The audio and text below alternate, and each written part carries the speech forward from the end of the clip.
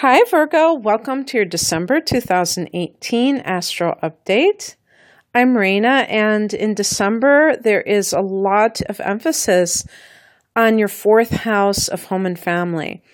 And what makes this extra special, not just the fact there's a new moon here, so no beginnings in this area, but Jupiter recently went into Sagittarius. So you have the sun there, you have Jupiter as the month begins in this house, and those are both positive influences.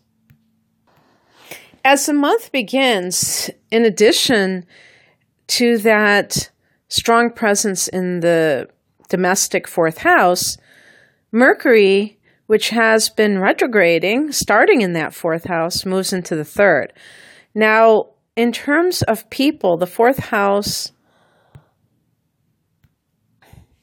can be the mother specifically and the family of origin, or the current family that you have created as an adult. And the third house can be your siblings. And I've even heard cousins. So there may be something with the Mercury retrograde where there's a misunderstanding, a miscommunication, and maybe that kicks up a little bit of drama with your family of origin, and you are speaking to these different people. And the first thing I was thinking of was flying monkeys. If you know anything about the whole idea of narcissism, and if it's in the family unit or some kind of like dysfunctional system in the family unit, you can have these people that are trying to do the bidding of the narcissistic parent, or whatever you want to call that parent, and they call them the flying monkeys because they're kind of going around these siblings or these extended family members, going around and trying to maybe get information from you and then distorting it to the parent and creating all kinds of drama. I could totally see that happening with Mercury retrograde, where communications are not at their best. I just thought of something which is pretty twisted. When I was a kid and we would play that game telephone, where you whisper the phrase that you heard from somebody else, around a circle, I would sometimes create totally different sentences. That just shows you the way my mind works. So, but I don't do that now, where I'm just totally pathologically lying. But I had that side to myself when I was a kid.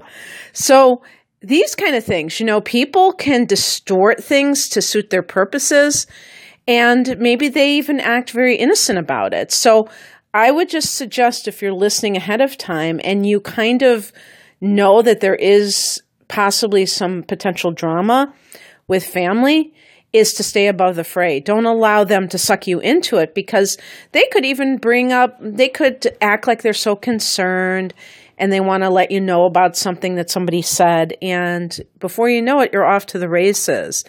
And you are doing things that you never thought that you would do, because you're trying to defend yourself, or especially if somebody's lying about you or kind of like distorting something that's going on. So there could be family drama with this. It can also be about, like, if you're selling a home, the contract is the third house and the house is the fourth house. So something could fall through or need some kind of paperwork to be corrected or something like that. So that's going on. And then we have, on the 6th, we have Mercury direct in the third house. And this is Mercury direct in Scorpio. So something gets stabilized with communications or contracts and works out. Or you clear the air with a sibling and you let them know exactly what's going on. This third house can also be neighbors, so people in your local area. So it might even have something to do with selling a house or buying a house, and you get into some kind of miscommunication with neighbors, and that gets sorted out. around the 6th. And then the very next day on the 7th, we have a new moon in Sagittarius in that 4th house. So yeah, maybe you are buying a new house, or I would say it's more like buying a new house than selling one. And,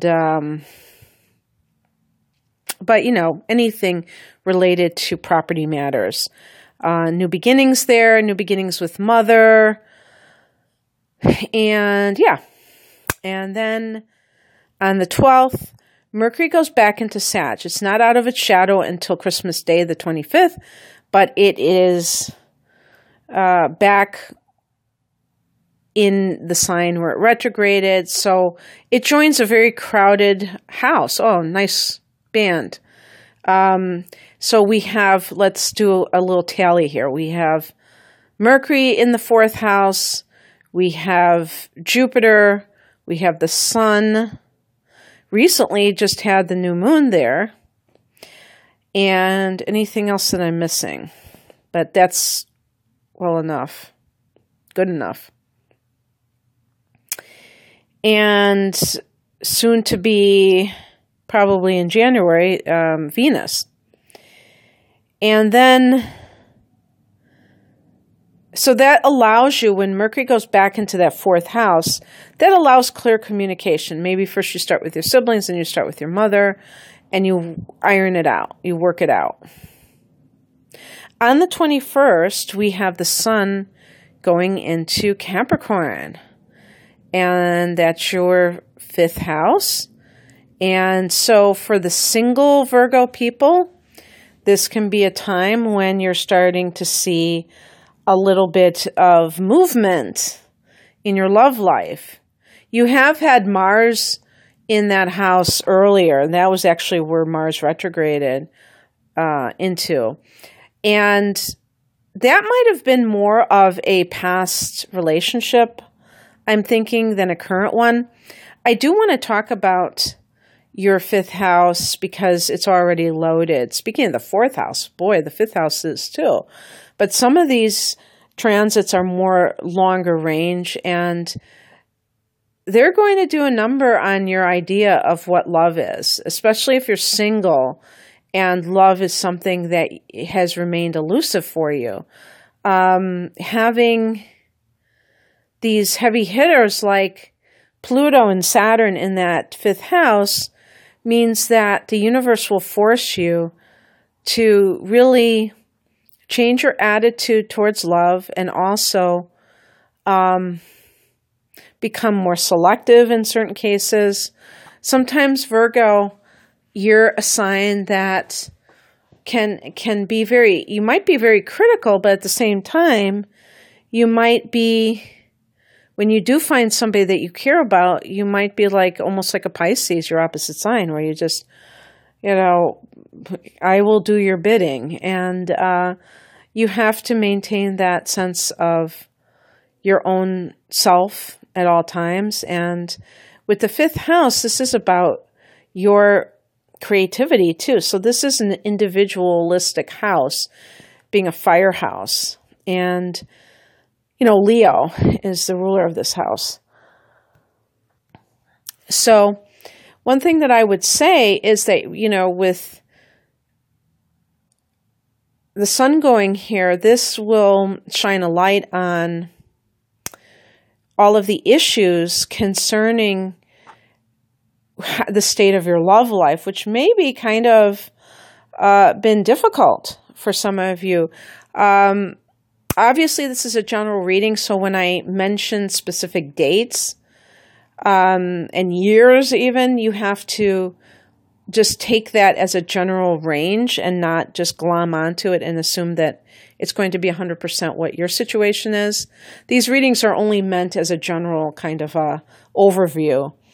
And so in January of 2008, Pluto went into Capricorn. So that's been 10 years now, almost 11. And that's when it went into your 5th house. So, now that I think about it, even if you are married, this could have affected you in some way. Because the fifth house is the house of love. Of course, the seventh house deals with people who are in those marriages, those committed partnerships. But just the concept of love in that fifth house, you may have gone through quite a transformation, Virgo, and it may be in the opposite direction. Let's say you're married even back in 2008, and you thought that marriage was really just basically a business partnership. And I don't mean it in a bad way. You just think, hey, we're joining resources. We're going to work together. We're going to buy a house together. We're going to raise children, and we're thinking about starting a business together, but whatever. But looking at it from that pragmatic point of view, and then you realize, hey, I really am a romantic person deep down inside, and I'm looking for that romance that is missing from my life. And some of that transformation could be believing you deserve it, believing that romance serves a purpose.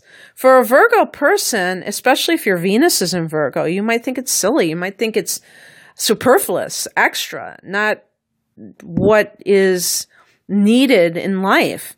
And you find out otherwise, that there is this part of you that's yearning to be seen in a way that is not as an efficient worker or as a good mother or good father, but as somebody who has dreams and wants to share them with another person and wants that deep companionship and so on and so forth. So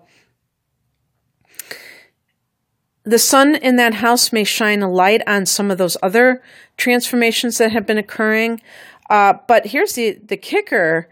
The very next day, there's a full moon at 0 degrees of Cancer in your 11th house of hopes and wishes. So this could either be that something that you have wanted to come to fruition has now come to that point. It's at 0 degrees of Cancer, so to me, it's almost like more of an awareness of what it is that you're looking for, more than the culmination of it, if it's in that ballpark. Or it could possibly be that a dream that you thought that you wanted is no longer what you want. Sometimes this happens after we get what we want, but sometimes maybe, let's say you thought you wanted to move to Hawaii, and you have been reading about all these,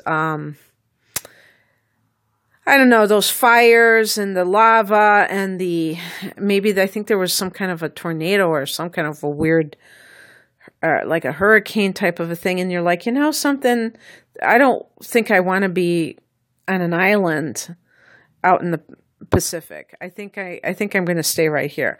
So it was a dream at one time, but the more that you think about it and research it, you kind of lost interest. And there might be something that is the final straw. But the other thing too that I wanted to point out is that whenever there's a full moon, it means that the sun is opposing that full moon at the same degree in the opposite house. So the sun is at 0 degrees in that opposite fifth house that I was just talking about. Now, because the transiting north node recently went into Cancer, it means that the south node, which is your karmic past, is in that fifth house now. It's like, oh my gosh. So you've got quite a loaded fifth house, but this is a karmic influence. So that suggests to me that you may be coming across people in this period of time when planets start to go into that fifth house. Now, you already have Pluto and Saturn, but I'm talking about when you have a new moon there in January and when Venus goes in there. Just remember that there could be someone who feels awfully familiar. Maybe you never met him in this lifetime, but it can feel like, oh, I think I should be with this person because they seem familiar. And it could be that they are part of this karmic purge of your love life. So just be discerning about that when that comes up for you. But this, as I said, that might happen more in January. Okay, well, that's what I have for you, Virgo, and I wish you all the best this month. If you would like a private reading, I have decided to put my natal chart interpretations, which are hour-long readings, on sale. They're 20% off through the end of December 2018. The link is below for that particular reading. Have a great December. Bye.